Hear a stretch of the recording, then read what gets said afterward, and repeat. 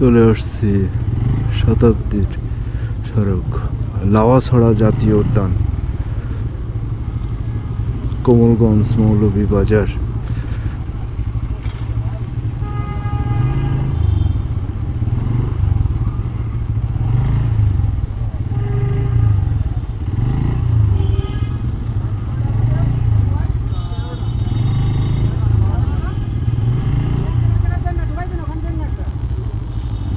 লাওয়াছড়া জাতীয় উদ্যানে প্রবেশ করে এই যে প্রবেশ মুখে আমাদের বাইকগুলো এখানে সব এখানে পার্ক করছি।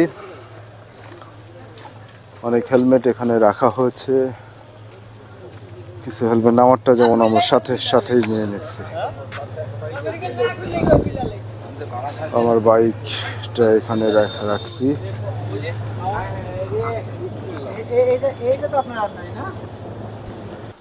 গাছগুলা খুবই ইউনিক। এই গাছগুলা কি গাছ আসলে? এই গাছগুলা নাম আছে না, একটু দেখাই। গাছের নাম এটা দেওয়া, এটাই সেই পুষ্পা সিনেমার রক্তচন্দন গাছ। অনেক লম্বা এগুলা, রক্তচন্দন অনেক লম্বা।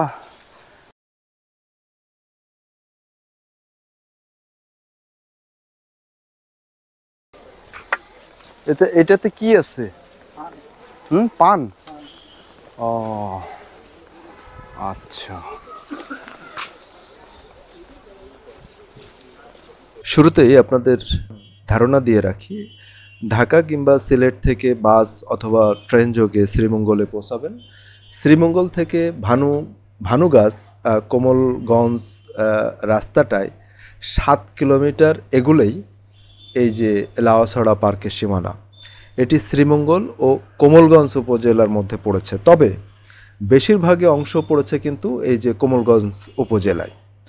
শ্রীমঙ্গল টু ভানুগাছ রোড থেকে বাসে জনপ্রতি নিবে 10 টাকা। প্রাইভেট কারে যদি আপনি আসেন, প্রাইভেট কারে নিবে 500 থেকে 800 টাকা। আর যদি আপনি মিশুক নিয়ে আসেন তাহলে 200 থেকে 400 টাকায় আপনি অনায়াসে এখানে চলে আসতে পারবেন।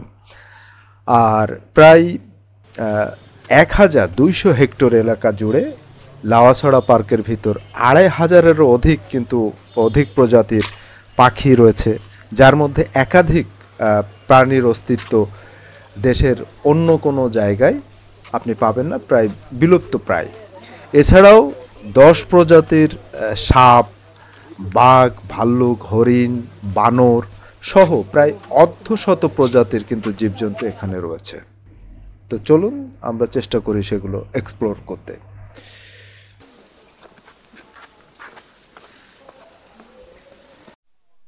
এখানে একটা জিনিস দেখে আপনাদের, দেখেন বাঁশের সাইজ দেখেন, মাই গুডনেস।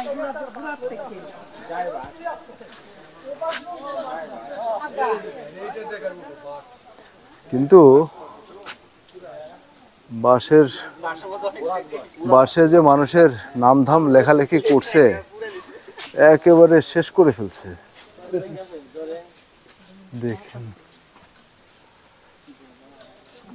বাঁশ তো জীবনে অনেক দেখছি, কিন্তু এরকম পিকুলিয়ার সাইজের বাঁশ I have never seen in my life.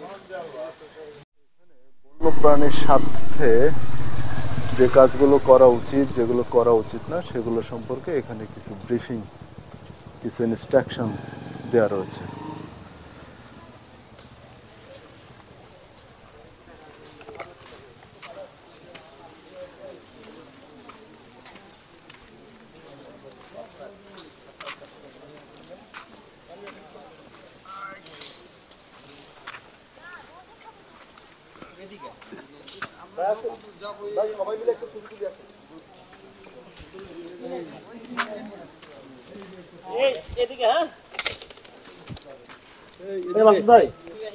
Lawachara জাতীয় উদ্যানের ভিতর দিয়ে যে রেল লাইনটা চলে গেছে, এটা সেই রেল লাইন, সেই সার।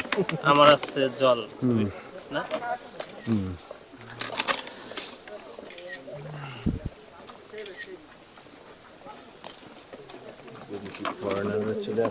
ফরেনার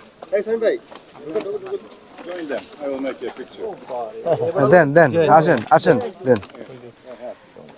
ভাই ভাই পিছিয়ে আসুন ভাই, আমি ছোট মানুষ ভাই। উনি ছবি উঠানো দেখে শামীম ভাইয়ের, পরে উনি নিজেই Thank you. আমাদের হেল্প করার জন্য আগে আসলো।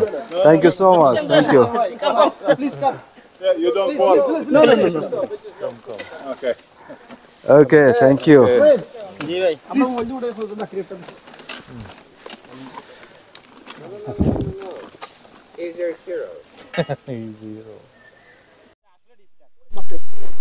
এই যে ছবি উঠাইতে কলার পাতা নিয়ে খাইতে বসছি রেল লাইনে, দেখেন।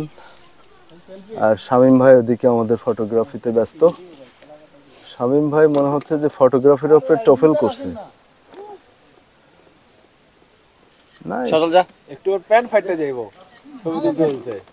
ভাই একটা ফ্রেম দেখাই দেন, হ্যাঁ রে এভাবে তুলতো। জীবনে বহুদিনের একটা শখ ছিল যে রেল লাইনের উপরে এইভাবে বসে কলা পাতায় ভাত খাবো। কলা পাতার উপরে খাওয়ার স্টাইলে একটা ছবি উঠাবো, সেই শখটা আজকে পূরণ হইল, আলহামদুলিল্লাহ। এই যে লাওয়াছড়ার ভিতর দিয়ে এরকম ছোট ছোট চ্যানেল, পানির চ্যানেল চলে গেছে, এইভাবে চলে গেছে। এগুলোই মূলত এই গাছের, এই সবুজ প্রকৃতির পানির উৎস, এগুলা থেকে আসে।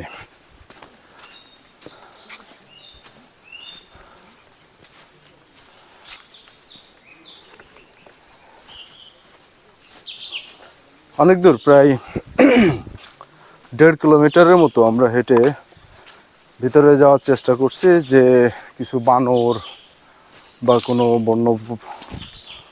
বন্য প্রাণীদের সাথে সাক্ষাৎ করা যায় কিনা, দেখা হয় কিনা। কিন্তু ভেরি আনফর্চুনেটলি আমাদের সাথে কোনো বন্য প্রাণী সাক্ষাৎ হয়নি। হাঁটতে হাঁটতে অবস্থা কাহিল। সেই ঢাকার থেকে 6টার সময় আমরা রওনা দিয়ে এই লাওয়াছড়ায় আসার পরে এখন বাজে প্রায় 2টা 2:30টা। আমরা অনেক ভিতরে, প্রায় 1.5 কিলোমিটার ভিতরে গেলাম। বিভিন্ন বন্য প্রাণীদের সাথে একটু দেখা সাক্ষাৎ হয় কিনা, কিন্তু তাদের কারোর সাথে দেখা হয়নি। দেখা না হয়ে আমাদের এই দুঃখ ভারাক্রান্ত হৃদয় নিয়ে আমরা এখন ব্যাক করছি। কি করব, এই যে বাধ্য হয়ে কি করবে, এই যে শামীম ভাই, আলবি ভাই, মুসা ভাই, এখানে এই যে গাছে নাকি পানি স্বল্পতা, এই বড় বড় গাছ, এখানে কিছু পানির বন্দোবস্ত অ্যাটলিস্ট করে দিতে পারছে। তো ধন্যবাদ শামীম ভাইকে। ভাই এসব দিয়েন না ভাই। আপনারা যে ইসের এই যে বান্দর আপনারা কি করছে সেই ফুটেজ কি দিমু? বান্দর কি করছে আপনারা কি ফুটেজ দিব? এইগুলা করেন তাই না?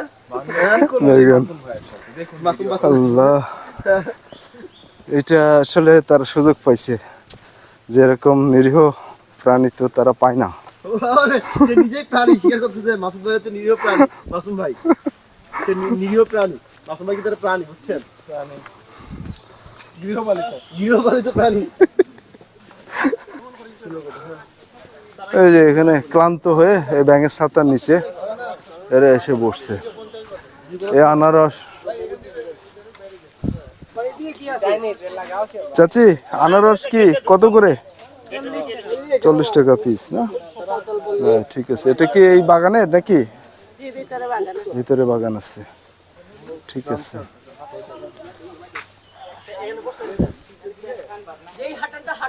এই যে পোলাপানগুলো, এই যে অনেক কষ্ট করে ভিতরে ঢুকছিল। ভাই সে লিফট খুঁজে, হ্যাঁ সে লিফট লাগবে না ভাই, আমাকে লিফটের লোভ লালসা দিছে। বলছে আমার জন্য নাকি লিফটের ব্যবস্থা করছে, আমাকে সে লোভে ফেলছে। আমি একজন লোভী হয়ে গেছিলাম। এই যে সুন্দর ব্যবস্থা করা আছে মাঝে মাঝে এরকম বসার জন্য। যারা ভিজিটর আছে, দর্শনার্থী আছে, যারা ভিতরে যাবে, তারা যখন ক্লান্ত হয়ে যাবে তখন এখানে সুন্দরভাবে বসে রেস্ট নিতে পারবে, সেই ব্যবস্থা করা আছে। কিন্তু একটা জিনিস, এই যে দেখেন এখানে নাম লেখা, এই যে এখানে এমন জিনিসপত্র লেখা আছে যেটা আসলে মুখে বলা বা প্রদর্শন করার আসলে সম্পূর্ণ অনুপযোগী। ইভেন যে বাঁশ গাছগুলো দেখছি, পিকুলিয়ার কিছু বাঁশ, সেই বাঁশের গায়েও আমাদের যে আমরা যে লেখাপড়া কিছু শিখছি সেটা রিফ্লেকশন সেই জায়গাগুলোতে তারা রেখে গেছে। খুবই দুঃখজনক এগুলা, খুবই দুঃখজনক। এরকম একটা স্থাপনা সবারই উচিত মেনটেন করা প্রপারলি। হ্যারাস আমরা এগুলার এইভাবে ব্যবহারের অনুপযোগী করে ফেলছি।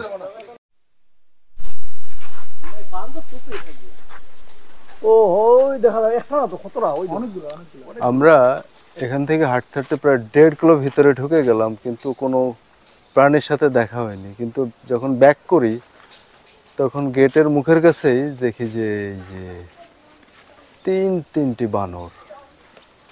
এখানে ক্যামেরায় কতটুকু দেখা যাচ্ছে বোঝা যাচ্ছে না। আপনি ইরিগুলার কি পাইছেন? ইরিগুলার না ওই যে ঢাকাজিরি পাওয়া যায় হনুমান আরে ওটা প্রজাতি দেখাইলো না, ওই প্রজাতি না আসলে এটা আছে ভাই, তো অনেক আমরা এখন আছে। হ্যাঁ আছে তো ডেফিনেটলি। আমরা এখন এই যে লাউয়াছড়া জাতীয় উদ্যান থেকে আমরা বিদায় নিচ্ছি। মোটামুটি আমরা চেষ্টা করছি, অনেক ভিতরে আমরা গিয়েছিলাম।